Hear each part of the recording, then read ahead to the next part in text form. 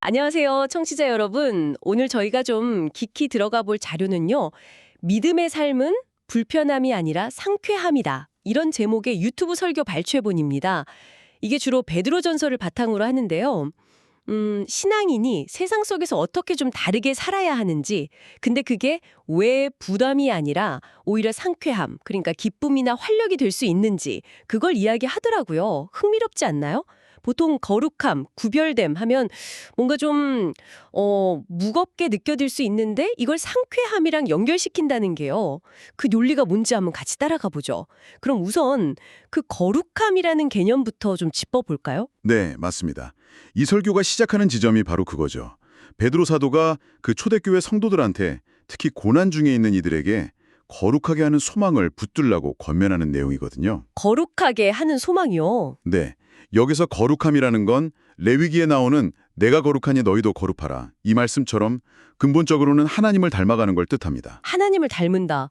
그게 구체적으로는 어떤 모습일까요? 좀 막연하게 들릴 수도 있을 것 같은데요? 이 자료에서는 그걸 아주 구체적으로 설명해요. 뭐랄까, 세상의 방식이나 그 시대의 유행, 가치관 이런 걸 그냥 따라가는 게 아니라 거기서부터 딱 구별되는 것. 구별된다. 네. 예를 들면 옛날 이스라엘 백성들이 이집트나 가나안 문화에 그냥 휩쓸리지 않고 하나님의 법도 그 말씀을 따랐던 것처럼요. 그러니까 그 세속적인 기준에 맞추던 삶, 소위 옛사람은 이제 죽고 하나님 나라의 법도를 따르는 새 사람으로 사는 것. 그걸 말하는 거죠. 아, 그렇게 연결되는군요. 그 듣다 보니까 구별됨이라는 게 자칫 잘못하면 뭔가 세상을 그냥 부정적으로 보고 담쌓는 것처럼 그렇게 오해될 수도 있을 것 같아요. 맞아요. 충분히 그럴 수 있죠. 그래서 이 자료가 강조하는 게 단순히 그냥 다르게 살자. 이게 끝이 아니라는 점입니다. 목적이 있다는 거군요. 그랬습니다. 그게 아주 중요한 포인트예요. 왜 하나님이 우리를 구원하시고 나서 바로 하늘로 데려가지 않으시고 이 땅에 남겨두셨을까? 이 질문하고 연결이 되거든요. 아, 네네. 자료에서는 베드로전서 2장 9절을 인용하면서 설명해요. 우리가 택하신 족속, 또 왕 같은 제사장, 거룩한 나라, 그리고 하나님의 소유된 백성이라는 거죠. 왕 같은 제사장. 네. 이런 정체성을 가지고 이 어두운 세상 속에서 그분의 빛을 드러내는 역할, 그러니까 빛된 모습으로 살아가게 하기 위함이라는 겁니다. 다른 사람들에게 하나님께 나아갈 길을 보여주고 또 인도하는 증인으로서의 사명, 그걸 이루는 게 바로 이 구별된 삶의 진정한 가치다. 이렇게 설명하는 거죠. 단순히 다른 게 아니라 목적을 가진 다름이군요. 세상 속에서 빛과 증인이 되기 위한 구별됨. 이해가 됩니다. 그럼 그 다음 질문은 이거겠죠. 어떻게 그렇게 살 수 있을까요? 그 방법도 나와 있나요? 네, 아주 명확하게 제시합니다. 비결은 다른 게 아니라 바로 하나님의 말씀이라고 해요. 말씀이요? 네, 특히 이제 시내산 언약에서 주어진 것들, 그러니까 레위기나 신명기 같은 곳에 기록된 하나님의 법도, 규례, 명령, 계명들, 이런 것들을 삶의 기준으로 삼는 거죠. 내 생각이나 세상 기준이 아니라. 그렇죠. 내 욕심이나 세상의 가치관이 아니라 우리를 만드시고 구원하신 하나님의 뜻, 그 성경적인 가치관을 삶의 중심에 두는 겁니다. 그리고 그걸 그냥 머리로만 아는 게 아니라 실제 일상생활에서 부딪히는 모든 문제 속에서 적용하면서 삶의 이유와 목적을 계속 새롭게 발견하고 살아가는 것, 그 과정 자체를 이야기하는 거죠. 아, 말씀 중심의 삶. 네, 알겠습니다. 자, 그럼 이제 진짜 궁금했던 지점으로 넘어가 볼게요. 왜 이런 삶이 불편함이 아니라 상쾌함이 될 수 있는 걸까요? 사실 말씀대로 산다, 구별된다 하면 보통은 좀 뭔가 죄악이 많고 부담스럽다고 생각하기 쉽잖아요. 네, 맞아요. 그게 일반적인 생각일 수 있죠.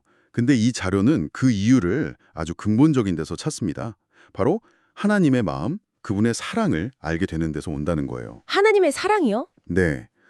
우리가 누군가를 정말 깊이 사랑하면 그 사람이 부탁하는 걸 들어주는 게 귀찮거나 힘들지 않잖아요. 오히려 기꺼이 하게 되죠. 아, 그렇죠. 사랑하는 사람을 위해서는 뭐든. 그런 것처럼 하나님의 우리를 향한 그 깊은 사랑과 선하신 뜻을 정말 깨닫게 되면 그분의 말씀대로 사는 게 더 이상 어떤 종교적인 의무나 짐이 아니라 오히려 기쁨이 되고 자발적인 순종이 된다는 거죠. 그게 바로 삶에 활력을 주는 상쾌함의 진짜 이유다. 이렇게 설명하는 겁니다. 아, 관계적인 거군요. 의무가 아니라 사랑에 대한 반응으로 본다는 거네요. 그 관점이 참 인상적입니다. 네. 그리고 예수님을 모퉁이 돌에 비유하는 부분도 이걸 잘 보여줘요. 믿고 순종하는 사람에게는 이 돌, 즉 예수님이 가장 귀한 보배가 되고 삶의 기초가 되지만 네. 순종하지 않는 사람에게는 오히려 걸림돌, 넘어지게 하는 돌이 된다는 거예요. 그러니까 순종하는 삶이 우리를 힘들게 하는 게 아니라 사실은 우리를 가장 안전하고 튼튼하게 세워주는 길이라는 거죠. 걸림돌이 아니라 디딤돌이 된다. 그렇죠. 그런 의미입니다. 그리고 더 나아가서 아까 잠깐 언급했던 베드로전서 2장 9절의 그 정체성이 있잖아요. 왕 같은 제사장, 거룩한 나라 이런 것들. 네, 기억납니다. 그걸 출애굽기 19장의 신해산 언약하고 연결시키면서 우리가 도대체 누구인지 하나님이 우리를 어떤 존재로 부르셨는지를 깊이 깨달을 때 그때 비로소 이 땅에서의 삶이 달라 보인다는 거예요. 비록 우리가 여기서 나그네처럼 잠시 머물다 가는 존재일지라도 그 여정 자체가 저 하늘 본향을 향해 가는 의미 있고 복된 과정이라는 걸 알게 된다는 거죠. 바로 이 정체성, 그리고 그 목적에 대한 깊은 자각, 이것이 우리 삶에 진짜 상쾌함을 가져다 준다. 이런 통찰인 겁니다. 네, 정리를 한번 해보면요. 오늘 살펴본 자료는 기독교 신앙에서 말하는 거룩한 삶이라는 게 그냥 세상과 다르게 사는 걸 넘어서서 하나님의 말씀을 기준으로 사는 삶인데 이게 결코 부담스러운 게 아니라 오히려 하나님의 사랑 안에서 나의 진짜 정체성, 예를 들면 왕 같은 제사장이라는 정체성을 깨닫고 또 삶의 목적인 빛과 증인의 역할을 감당하는 과정에서 오는 기쁨, 그것 때문에 상쾌함을 느낄 수 있다. 이렇게 주장하는 거네요. 정확합니다. 바로 그거죠. 그래서 청취자 여러분께 마지막으로 이런 질문을 한번 던져보고 싶습니다. 이 자료는 어떤 행동이나 규칙, 그 이면에 있는 왜라는 질문, 즉 목적과 정체성을 이해하는 것이 그 경험 자체를 얼마나 다르게 만들 수 있는지를 보여주잖아요. 그렇다면 혹시 지금 여러분 삶에서 그냥 어쩔 수 없이 해야만 하는 일이라고 느껴지는 것들이 있다면요. 그 일의 근본적인 이유나 목적, 혹은 그 일을 하고 있는 나는 누구인가 하는 의미를 한번 깊이 탐색해 보시면 어떨까요? 어쩌면 거기서 우리가 미처 예상하지 못했던 어떤 상쾌함이나 새로운 에너지를 발견하게 될지도 모르겠습니다.